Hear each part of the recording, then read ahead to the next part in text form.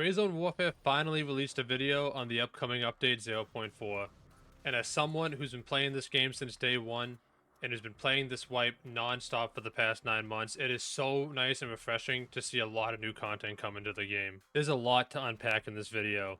From new weapons and gear, to new locations, UI overhauls, basically the entire game as we know it is changing. So let's jump right in and check out all the new stuff that we know is coming to 0.4. First, let's start with the new movement. I mean, this is a great change to see. There's going to be 2 types of sprint now, where you're not always running with your gun pointed straight to the air. You have your regular sprint, which, I mean, you can just run as you normally would in a lot of other games with your gun in front of you. Then you have your tactical sprint that's going to allow you to get a quick burst of energy, draining your stamina quite quick, but allowing you to get to cover. It's going to be great for gunfights if you're just trying to quickly get out of the way, get to some cover, return some fire, and I wouldn't expect to be running around the map like this, you know? Like, with how quick your stamina is going to drain, this is going to be a tactical sprint that you use in specific scenarios. They also reworked the jumping animation, so now it looks a lot more realistic. Previously, I mean, you've been able to jump and shoot while in the middle of the air, and I'll be honest, as someone who heavily plays PvP, it is one of the most annoying ways to die. Finally, that's not going to be in the game anymore. That's a nice change that I'm happy to see. Another change that they made was how you jump from a sprint versus walking versus burst sprinting. It looks like how much you weigh is also going to affect how high you can jump, how quickly you land, maybe the damage that you take upon landing. So it looks like weight's a lot bigger factor into the game now as well. And speaking of weight, it looks like we're going to have a reason to weigh more now. They seem to have added a lot more loot to the game. As you can see from the clip playing in the background, there's bleach, chargers, mirrors, repellent,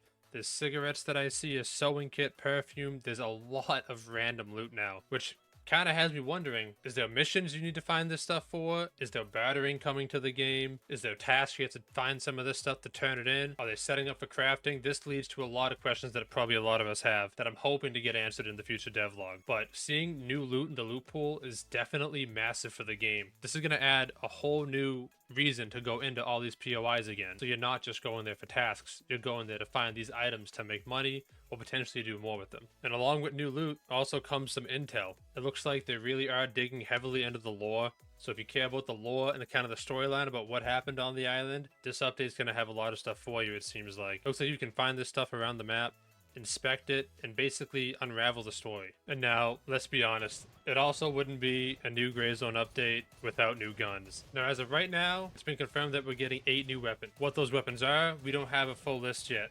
Only the ones that we see in this video, and some speculation that's been going around the community. From the looks of this video, it looks like we're getting an M14. The fully kitted version kind of reminds me of an M1A, so I'm hoping for the M1A as well. They also showcased this pistol off quickly, which a lot of people have been saying it's the alien pistol. Previously, in previous teasers too, we also saw what looked to be an M16 coming. So I'm very curious to find out what the other guns are, and hopefully they show them in the upcoming weeks. Also, not sure if you saw, this is a whole new shooting range. This, compared to the one we have in game, is night and day. This one you can shoot all the way up into the mountains. You can see the targets way out there in the distance. And for those that really enjoy testing out their weapons, recoil at different ranges, this is going to be a huge improvement on the one that we have. So I hope a lot of people end up using this, because I know I definitely will be. If you didn't pick up what you saw during that shooting range clip as well, magnifiers. We are finally getting some magnifiers to the game. This I am so excited for. I know we've been wanting canted sights for a while now. They haven't been able to deliver on it. So seeing another way for us to run a hollow sight or a red dot while having a magnified optic is so nice to see in the game. And it's actually really cool because they're also adding binoculars, which essentially act as a rangefinder. And from this clip right here, it looks like they're also adding manual rechambering, which is something that I know a lot of people have asked for a while now. I don't know how many times I'm sniping someone, I take a shot, and I'm trying to stay zoomed in to check if I killed the guy, but my gun's shaking everywhere. I can't tell because I'm rechambering my next round. It's going to be super nice to shoot, wait and see if I get the kill, and then once I know that I killed him or I didn't, then rechamber the round.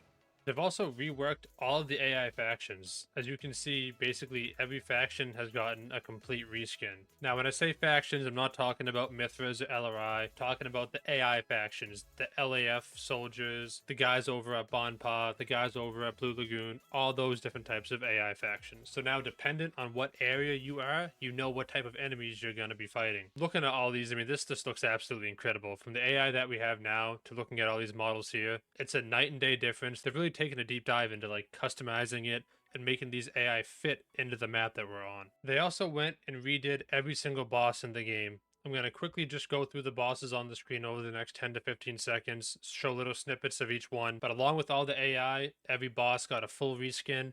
And now, if you're confused on who the boss is in a location, they easily stick out and you can easily pick them out. I know when I was first starting out, Hunter's Paradise, Blue Lagoon, it was hard for me to figure out who the boss was when I was trying to look for him. Now it's going to be clear cut and precise who I'm supposed to be looking for. Speaking of night and day differences, who remembers the Point 1 map? Looking at this compared to the Point 4 map now, oh my god, what a change. They've completely redone the map. You can see it with all the cops, the LZs, and at the bottom you can see all the different symbols you can see on the map and what exactly they all mean. Everything is now clear cut and precise what is shown on the map. What's cool to also take note of too is right in the middle, you can see there's main tasks, side tasks, and then contracts. And the contracts is what really has my interest peaked. Now I'm curious, how do we get these contracts? Do you find them around the map? Is this that late game replayability that we've been hoping for with stuff like daily or weekly contracts? Again, I'm just hoping that a lot of these questions get answered in future devlogs coming up. Another big change to take note of is the whole task UI system seems to have also changed. Now you can see it kind of shows you for your starter town quests on the map where these quests take place, kind of helping those new players understand where to go for these quests. I'm not sure later on down the line how the late game quests are going to work. They could give you less info or they could be the same. We kind of have to wait and see kind of what MFG says about that. All these tasks are also going to be giving you what looks to be some like attachments, it's like lore driven stuff, which also just feeds right into the update being a lore centric update. Now when you complete a task, you see on the right hand side a whole text box is going to pop up with whatever vendor that task is from, kind of chatting back and forth, maybe giving you your next task, and also unraveling the storyline that all the vendors do tell. We also get a little look into the vendor screen, looking at the tasks through a vendor, and it looks like everything's changed. You're not having to go into your messages now, and it's very well put together. Everything can be found in one place now. Also, if you're a new player looking to jump into Grayzone, and it just seems a bit overwhelming for you, there's now an entire field manual that's going to be able to show you the ropes, explain to you the controls, how everything works. Very user-friendly for any new players that maybe this is their first type of game in this style, and it just seems a bit overwhelming. So this is going to be huge for getting new players into the game. And as expected, a bunch of new locations are coming to the game again. It looks like there's whole new areas that are swampy. It looks like they've redone some of the pre-existing areas. This area looks all burnt down, completely run down. This looks like they've completely redone a mountainside. And I mean, Midnight Sapphire is completely redone. Look, the entire hotel is finally opened up now.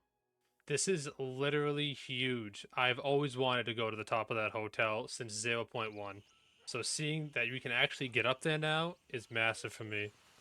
Even in the starter towns, they've redone some of the starter towns. By the marketplace, there seems to be a whole new statue. Everything's been redone. They seem to have moved some foliage and stuff around, moved some landmarks around. The whole thing just looks like a new game to me. I don't know if it's the same for you, but for me, I've done the starter town task 20 times now. So having some new stuff to maybe find in the starter town, having some buildings redone, new additions added to it, it's going to make that experience a bit new to me, which it really hasn't been for the past year and a half. Another thing they revisited was the AI. How we all know the AI is a sore spot for a lot of people. We always see complaints about people saying the AI are tanking bullets, the AI won't die, they're eating 15 rounds. So it looks like they've really taken a deep dive into the AI again. Hopefully now when you shoot an AI and they experience one of these different reactions, they don't have the ability to shoot back as easily. Hopefully now when we're fighting AI, we can now see how injured they are, exactly kind of where we shot them. If they drop to their knees, we know we shot them in the leg. If they flinch to the left, we know we hit their left arm. So hopefully now we get a bit more of an idea of how injured the AI are and their ability to fight back at us. And finally, for all you guys that are big into stats, knowing maybe how much you looted, how much you've explored of the map, how far you've traveled, how many enemies you've killed, how long have you been playing the game for? Now we have a fully dedicated statistics tab showing all of that. There's the overall tab which you can see on your screen, which shows kind of just a little bit of all the different sections on here. And then we haven't seen it yet, but there's a bunch of different tabs up top, such as exploration, combat, weapons, quests, medical, and wealth.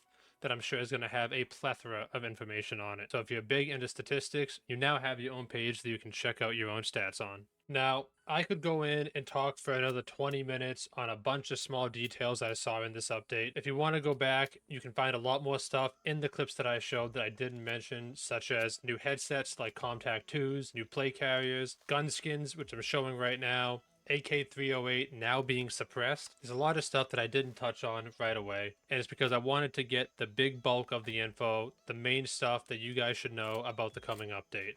Obviously, there's still 3 devlogs to come, and every one of those devlogs I'll be covering over here on my channel. So if you enjoy this type of content and like keeping up with Grayzone news, drop a like, drop a sub, and be sure to follow me on Twitch as well. I'm live almost every day over there at 6 p.m. Eastern, talking about Grayzone, playing it. So again, hope you guys enjoyed this and learned some info about the coming update. Comment any questions down below, and I'll catch you guys in the next video. Later.